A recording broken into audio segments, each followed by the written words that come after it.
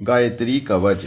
नारद जी ने भगवान नारायण से कहा, प्रभु आपने चंद्रायन व्रतों का वर्णन किया है, वे बड़े दुसाध्य प्रतीत होते हैं, इसलिए अब कोई ऐसा उपाय बताइए जिससे प्राणी सुखपूर्वक रह सके। भगवान नारायण ने बताया, मुनिवर, कोई अन्य अनुष्ठान करने की आवश्यकता नहीं है। यदि पंडित केवल गायत्री का ही अनुष्ठान कर ले तो वह कृतकृत हो जाएगा।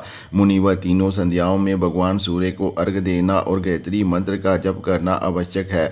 प्रतिदिन 3000 की संख्या में गायत्री का जाप करने वाला व्यक्ति देवताओं से आदर सम्मान प्राप्त कर सकता है। न्यास करें अथवा ना करें, परंतु गायत्री का जाप करना चाहिए। निष्कपट भाव से सच्चिदानंद स्वरूपिणी भगवती का ध्यान करके जाप करना चाहिए।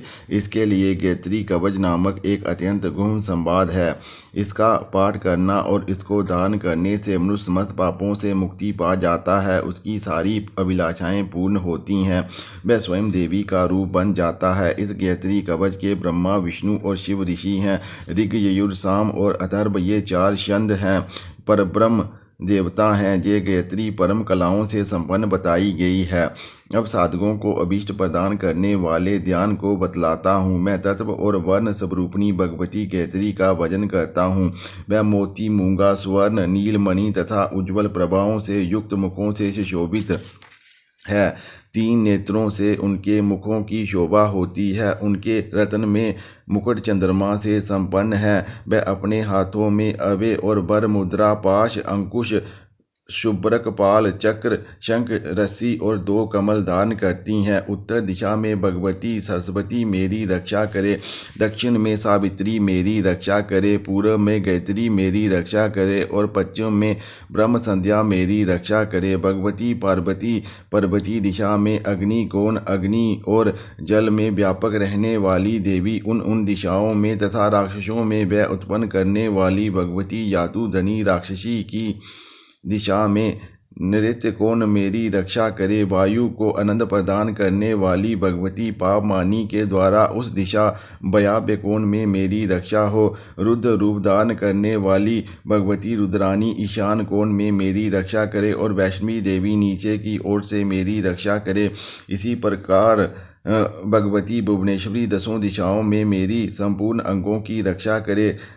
तत्पद मेरे पैरों की, सवितु मेरे जांघों की, वरेण्य कटी प्रदेश की, भर्ग नाभि की, देवस हृदय की, धीमहि दोनों कपोलों की, दियो नेत्रों की, य ललाट की, न मस्तक की तथा प्रचोदयात पद मेरे शिखा की रक्षा करे। तत् मस्तक की, सकार, ललाट की, वीकार, दोनों नेत्रों की, तू की, वकार, नासापुट की, रकार, मुख की, नीकार, ऊपर के ओष्ठ की, यकार, नीचे के ओष्ठ की, मकार, रेफ युक्त मुख के मध्य की, गकार, चुंबक की, दकार, कंठ की, वकार, कंधों की, सकार, दाहिने हाथ की, दीकार, बाएं हाथ की, मकार, हृदय की, हीमकार, उदर की, दीमकार, नाभि की, योमकार, कमर की, दूसरा योकार, गुम अंग की, नकार, दोनों उर्गों की, प्रकार, घुटनों की, जकार, जांघों की, दकार, गुल्फों की, यकार,